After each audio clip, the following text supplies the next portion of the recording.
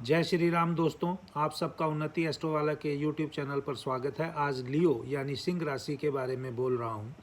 जैसा कि आप जानते हैं कि जो सिंह राशि है वो रॉयल है, वो किंग की तरह या आप कह सकते हैं किंगली बिहेवियर को देती है। यहाँ पर आप ये भी कह सकते हैं लियो राशि जहाँ पर भी बैठेगी वहाँ पर आपके उस भाव से संबंधित एडमिनिस्ट्रेशन या मैनेजमेंट की जिम्मेवारी आपकी लगेगी। ये राशि विशेष रूप से आपको पैशनेट या क्रिएटिव भी बनाती है, आप जेनरस भी होंगे, लेकिन इसके साथ साथ आपको कुछ इसके जो नेगेटिव एस्पेक्ट है या जो इसका बिहेवियर है वो भी देखने को पता चलेगा, जो कि एक अथॉरिटेटिव या स्टबर्नेस को दे सकता है या आपको उस भाव से संबंधित सेल्फ सेंटर्ड बना सकता है। अगर हम इसका एक एग्जाम्पल लें, अगर मान लीजिए सिंह राशि किसी की 12वें भाव में बैठी है, सिंह राशि किसी के 12वें भाव में बैठी है, तो यह जातक को पावर, खुद को जाहिर करने और लीडरशिप या अधिकार से जुड़े पिछले जन्म के कर्मों की गहरी सबकॉन्शियस थीम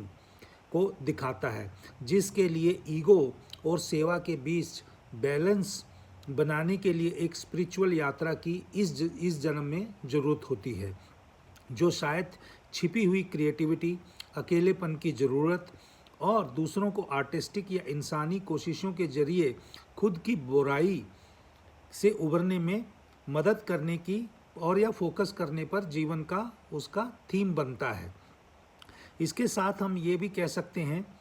कि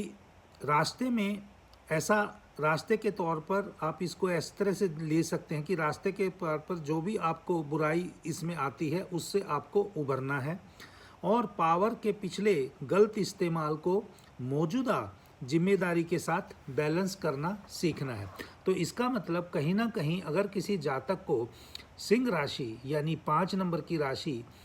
आपको 12वें स्थान में मिली है, तो इसका मतलब पिछले जन्म में आपने अपनी पावर का मिसयूज़ किया है और विशेष रूप से इस जीवन में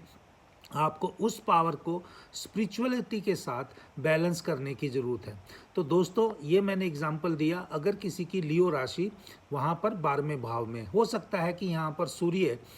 अगर उसका जो 5 लियो का स्वामी है वो कहाँ बैठा हो, उसी के प्रकार से और भी रिजल्ट में थोड़ा सा वेरिएशन देगा। अदरवाइज़ आप एक बात मान के चलिए, जहाँ पर भी सिंह राशि होगी आपको वहाँ रॉयल और किंग टाइप का या एडमिनिस्ट्रेशन या मैनेजमेंट करने की ज़रूरत होगी। आप पैशनेट भी होंगे, आप क्रिएटिव भी होंगे, आप अथॉरिटेटिव भी होंगे, आप सेल्फ सेंटर्ड भी हो सकते हैं, क्योंकि पाँचवा जो 5 नंबर की राशि जो आपको सब कॉन्शियस वाले